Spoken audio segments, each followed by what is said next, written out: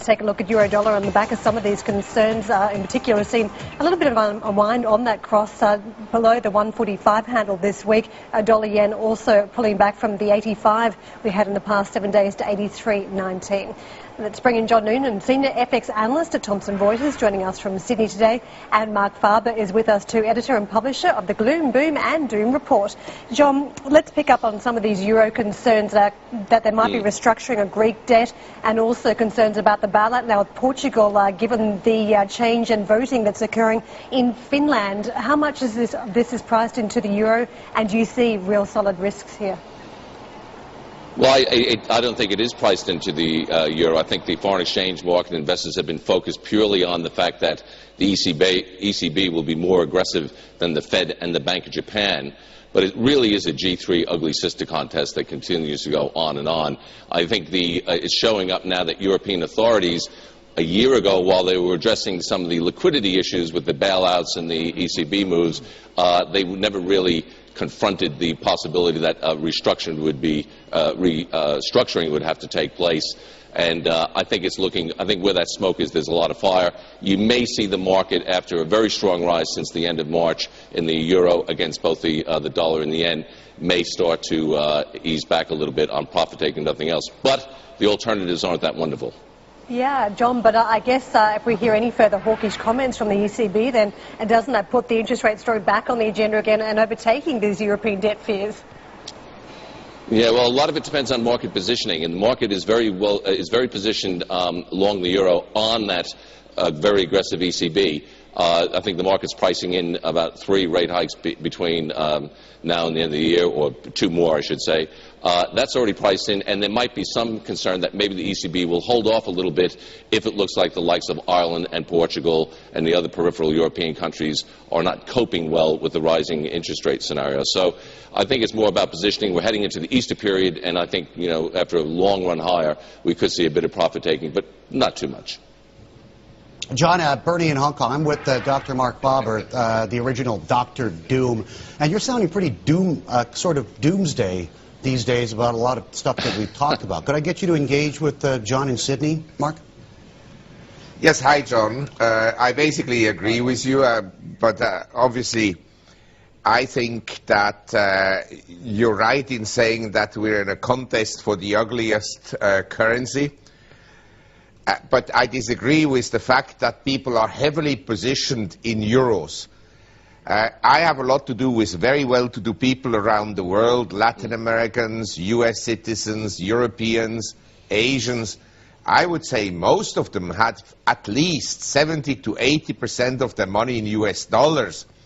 Now, occasionally, the market participants, the speculators, may be heavily in the euro and negative about the US dollar.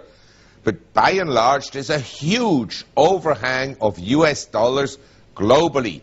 And I tell you, if people could sell their dollars and move into something they believed in, they would do it.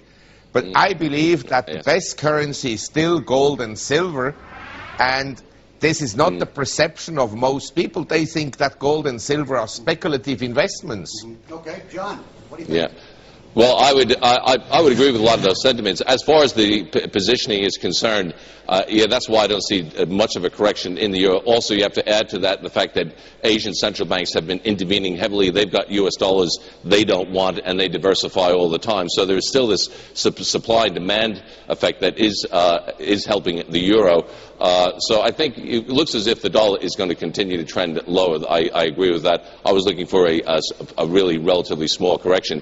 And also, too, it's very noticeable as well that we're seeing a lot of speculators moving into the emerging market currencies. That continues to be a very, very hot destination. The Aussie and the Kiwi going to levels that they haven't, well, all-time highs or post-float highs in those currencies as well. So, yes, I think you're right. I think the markets are looking for alternatives to the dollar and, in some ways, to the yen and the euro as well, and that's why the emerging market currencies are doing so well. But I heard what you said earlier about, the various bubbles that could be in sectors of the Chinese economy, and I agree with you. In all my years in markets, it's never different this time. Bubbles always burst. So there's a lot of risk out there, and that would send gold, I guess, up above 2,000 in a heartbeat.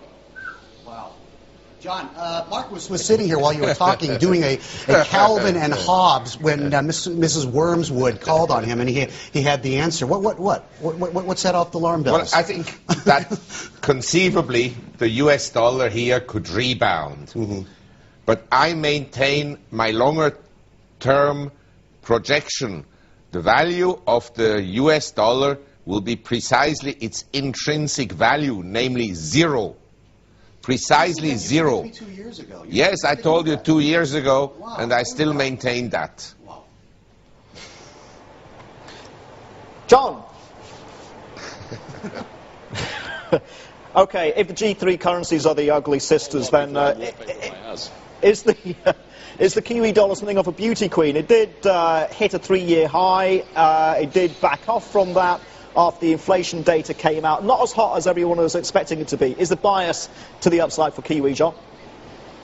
Yeah, well, the market was very short the Kiwi because after the earthquake, and now we're seeing some reinsurers having to buy Kiwi as those flows come back and to rebuild from the Christchurch earthquake. That has given the Kiwi support and has caused some short covering. The market's also fairly aggressive in pricing in RBNZ rate hikes, but I have the feeling, we at Reuters believe that they may be a little bit disappointed that the RBNZ might not be as aggressive going forward. But a lot of investment banks are looking for the RBNZ to take back the accommodation that they gave very quickly and then start on a tightening cycle.